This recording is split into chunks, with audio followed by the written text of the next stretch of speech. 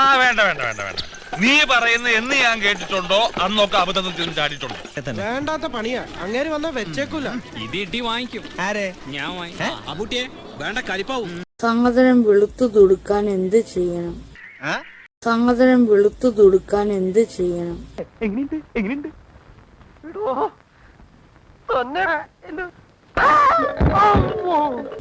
റാക്കറ്റിൽ കുണ്ണാന്ന് എഴുതിയിട്ടുണ്ട്. അല്ലാത്ത കഴപ്പ് തന്നെ നിനക്ക്. എടി ഇവന്റെ ഈ കഴപ്പിന് ഇവനെ മുരുക്കുമ്പോ കയറ്റണം. കേറ്റിയാ പോരാ, കേറ്റി വലിക്കണം.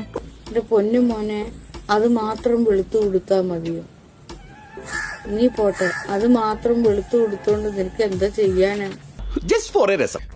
അതൊന്നും എനിക്കറിയാൻ മേല. ഇങ്ങനെ എന്തെങ്കിലുമൊക്കെ പറയുമ്പോഴേ എന്റെ മനസ്സിനൊരു സന്തോഷം ഉണ്ടാവുള്ളൂ. ഞാൻ എന്റെ സന്തോഷം നോക്കിയാ പോരെ. അതെന്തിനാ വെളുത്തു കുടിപ്പിക്കുന്നത്? ഒന്ന് കൊടുത്തിട്ട് കണ്ണാടി എടുത്ത് കാണിച്ചു കൊടുക്കടാ. നീ പോട്ടെ, അത് മാത്രം വെളുത്തു കൊടുത്തോണ്ട് നിനക്ക് എന്താ ചെയ്യാനാ? എന്ത് ചെയ്യാൻ? ഞാൻ അടുക്കള വരെ പോണ എണ്ണ എടുത്ത് ഒഴിക്കണ്ടേ? ഇനിയിപ്പോ എന്താ നിന്റെ അടുത്ത പരിപാടി സഹു?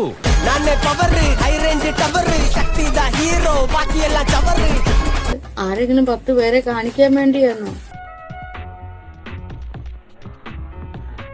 ഞാൻ ഇനി അവിടെ വെളുത്തു കൊടുക്കാനായിട്ട് ഇനി അതും പറഞ്ഞു കൊടുക്കണം.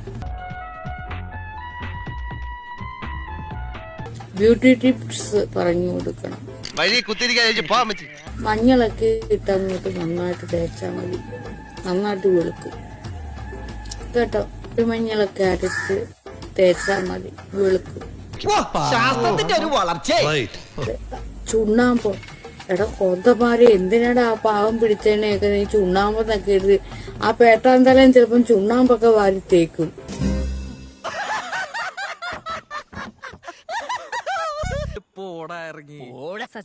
നീ പേട്ട് പിടിച്ചവൻ ചിലപ്പോ ചുണ്ണാമ്പ് തേക്കാൻ പറഞ്ഞു എന്നും പറഞ്ഞിട്ട് ചുണ്ണാമ്പൊക്കെ വാരി സാമാനത്തിലൊക്കെ തേച്ച് വെച്ചിട്ട് പിന്നെ അവിടെ കിടന്ന് പ്രാണം കളഞ്ഞു ചാടും.